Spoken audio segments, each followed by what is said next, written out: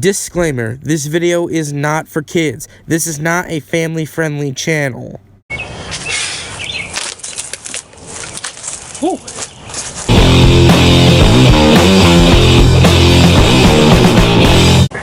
Oh great, now I'm all soaked. Hey, what's up guys, it is G-Dog back with another video for you guys. If you remember in one of my previous videos earlier back, I had done a review of ESW's Shockwaves, if you know the wrestling in Texas. I did a video reviewing their Anarchy Invitational, which, you know, has gotten some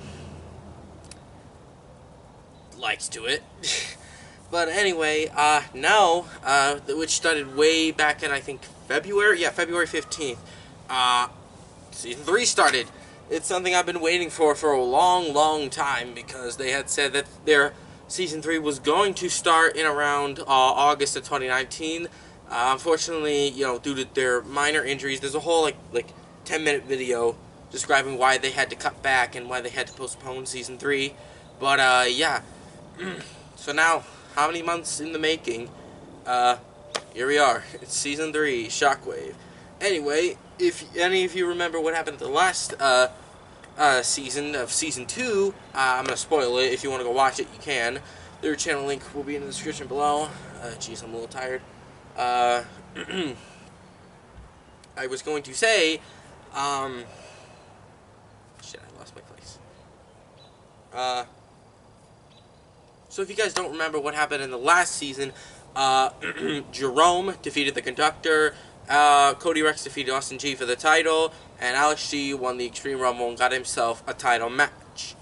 The Anarchy Invitational comes, and Blake Pierce, the investor of the company, well, he comes out and he is the, he actually comes out, he's the,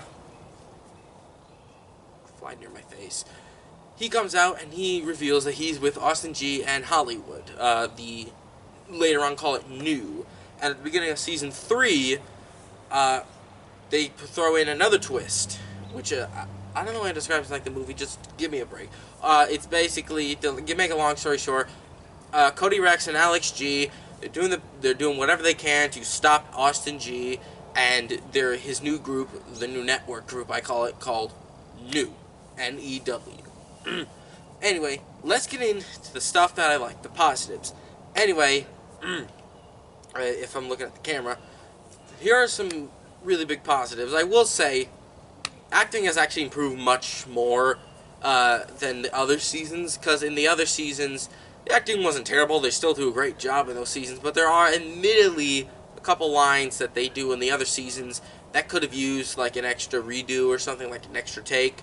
But here they got it pretty much spot on, and none of the matches, none of them, they don't feel like none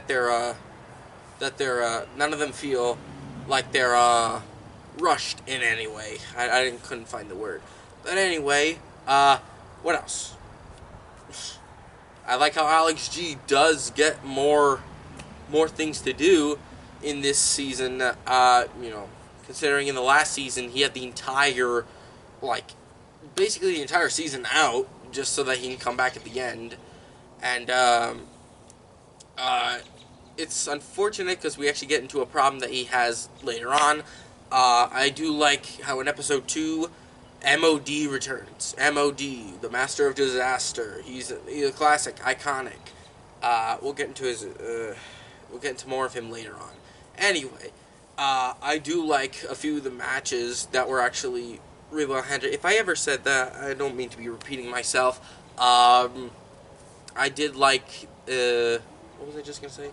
Oh yeah, I will say it was a pretty much surprising, you know, a surprising finale, WrestleFest, episode 8. If you saw, I posted a video saying it was a fan-made recap. I used the theme that they had used and everything else like that. And, yeah, I will say that's a pretty shocking conclusion to Season 3. And I wonder what they're going to do for Season 4, if a Season 4 is going to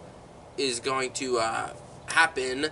But because of this fucking coronavirus, we may not get a Season 4 for a while. We may be sitting here left with Season 3. Maybe they'll do, like, little brawls inside the house that they live in, but I don't know, they don't need to do that. Anyway, what else? I'm trying to think of something else I like. Jake Jordan.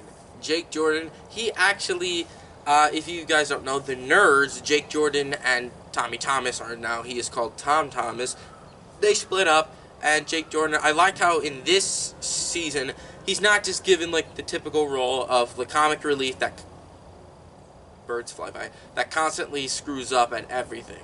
I do like how Jake Jordan, gets more to do.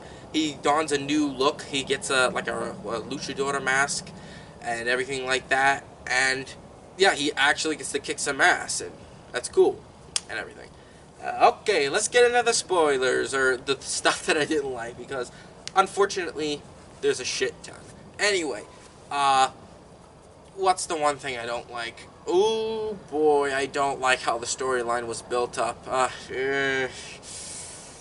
On episode 1, the last match, it's Alex G versus Cody Rex, but Blake Pierce adds young Rolo to the match because he made a music video. But anyway, and they're doing their finale match, and then all of a sudden, Austin